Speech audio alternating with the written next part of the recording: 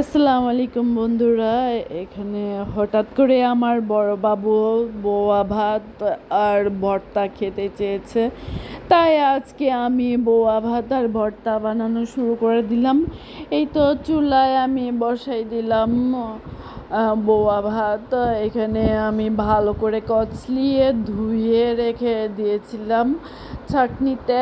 এখন আমি সামান্য তেজপাতা আর শুকনা মরিচ আর আদা কুচি ঢেলে দিয়ে তেলের মধ্যে একটু নাড়াচাড়া করে এখন আমি বোয়া চালগুলো ঢেলে দিয়ে ভালো করে নাড়লাম, নাড়াচাড়া করে। তারপরে এখন আমি ফুটানো পানিগুলো ঢেলে দিলাম। এখন ফুটানো পানি ঢালার কারণে এরকম ভুটভুট ভুটভুট করে বলকানো শুরু করলো, দেখতেই যে কি সুন্দর লাগলো। এই তো ঢেকে দিলাম। এখানে ঢাকা দিয়ে আমি এখন ডিমগুলো সিদ্ধ করে নিয়েছি। ডিমগুলো সিদ্ধ করে এক এক করে আমি কাঁটা চামচ দিয়ে চেপে চেপে ভেঙে নিচ্ছি। চেপে চেপে ভেঙে নিয়ে এখন আমি ভালোভাবে চেপে চেপে ভেঙে নিলাম।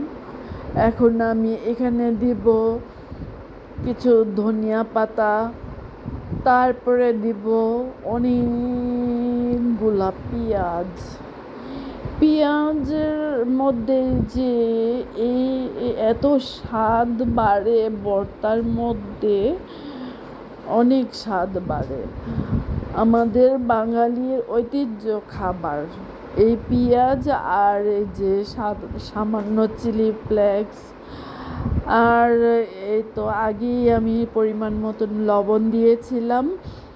এখন আমি একটু সরিষার তেল দিব। সরিষার তেল দিয়ে আমি এখন ভালো করে চটকানোর ফলে এত স্বাদ লাগে। ভর্তা না চটকাইলে স্বাদ হয় না। ভর্তার আসল স্বাদই চটকাইতে এই তো আমি ভর্তাটা রেডি করে নিলাম। এদিকে আবার আমি শুটকি ভালো করে তেলে নিয়ে ধুয়ে আবার শুটকির ভর্তাটা রেডি করব। তারপরে কালিজিরা ধুয়ে তেলে নিয়ে কালিজিরার ভর্তা বানাবো। আবার এদিকে কাঁঠাল বিচিটা ভালো করে ভাজবো, ভেজে তারপরে কাঁঠাল বিচির ভর্তাটা বানিয়ে নিব। এগুলি সব আমি ব্লেন্ডারই করে নিয়েছি।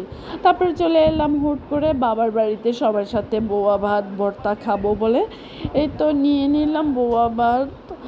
আর বাবার বাড়িতে এসে বোয়া ভাত ভর্তা এক এক করে নিচ্ছি। এই তো এখন আমি ডিমের ভর্তা নিয়ে নিলাম। তারপরে কালিজিরা ভর্তা নিয়ে নিব। তারপরে আমি নিয়ে নেব শুটকির ভর্তা।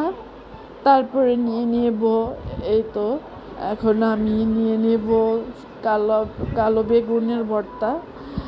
তারপরে নিয়ে নেব আমি কাঁঠাল বিচির ভর্তা। তারপরে একসাথে খেলাম।